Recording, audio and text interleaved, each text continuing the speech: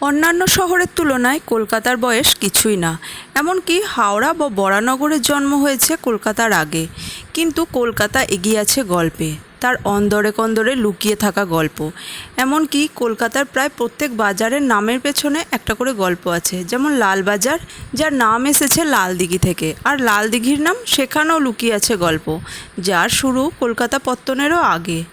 আকবর বাদশার আমলে জমিদার লক্ষ্মীকান্ত রায় মজুমদার চৌধুরীর কাছারি বাড়ি ছিল এখানে।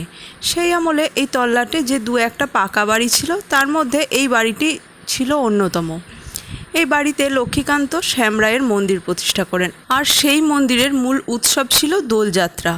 সেই সময়ে আজকের কলকাতা অঞ্চলের কিছু কালী মন্দিরের নাম আমরা খুঁজে পাই, কিন্তু নিত্যানন্দের খড়দহর দক্ষিণে বৈষ্ণব মন্দিরের উল্লেখ প্রায় পাওয়াই যায় না।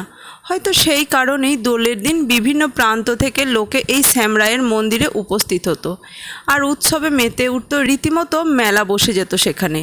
দূর দূরান্ত থেকে আসা সেই সব মানুষের জন্য দিঘির পূর্ব পাড়ে পশারিয়া বসে যেত ব্যবসা করতে। দোলের আবিরের রঙে দিঘির জল হয়ে উঠত লাল।